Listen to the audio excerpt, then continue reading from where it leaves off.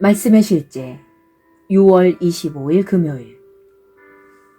하나님의 뜻 가운데 있으십시오.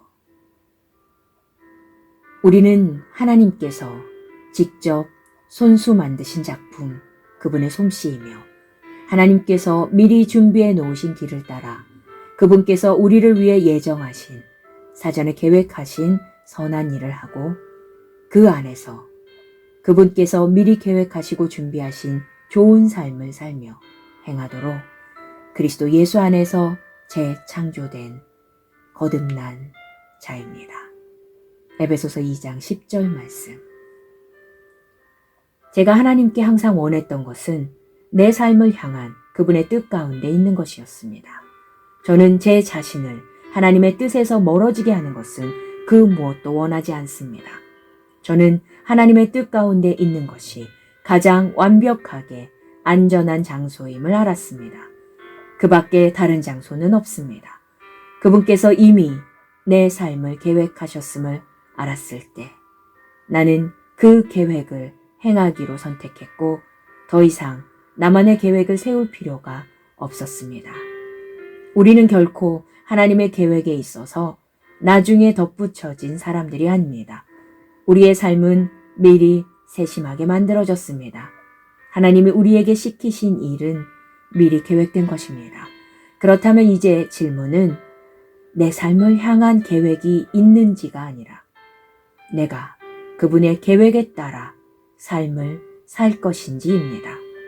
오늘의 본문 구절은 우리가 사전에 계획하신 선한 일을 하고 그 안에서 그분께서 미리 계획하시고 준비하신 좋은 삶을 살며 행하도록 그리스도 예수 안에서 재창조된 거듭난 자라고 말합니다. 당신의 삶의 경로는 미리 준비되어 있었습니다.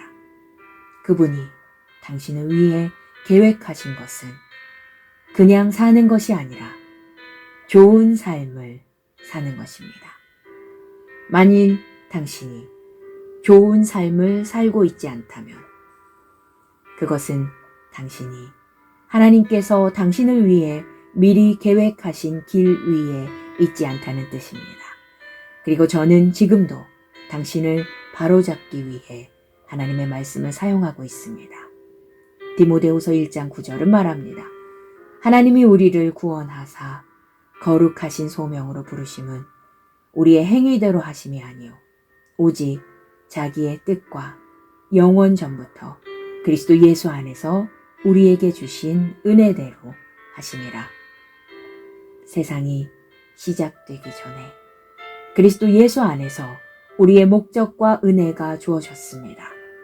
이미 계획이 있었으며 이제 그 계획은 드러났습니다. 이 사실을 받아들이겠습니까? 지금 당신의 삶을 재조정할 수 있는 시간입니다. 하나님은 당신이 자신의 삶을 향한 그분의 뜻과 목적에 대한 완전하고 깊고 명확한 지식을 가지고 그것을 성취하기 원하십니다. 이보다 더 중요한 일은 없습니다. 고백. 성령과 말씀을 통해 나는 항상 하나님의 완전한 뜻을 알고 그 안에서 행합니다. 내 영에 아버지의 마음, 생각, 계획, 뜻, 목적, 그리고 왕국의 신비가 지속적으로 비춰집니다. 내 영에 그분의 심오한 진리가 계시됩니다. 하나님을 찬양합니다.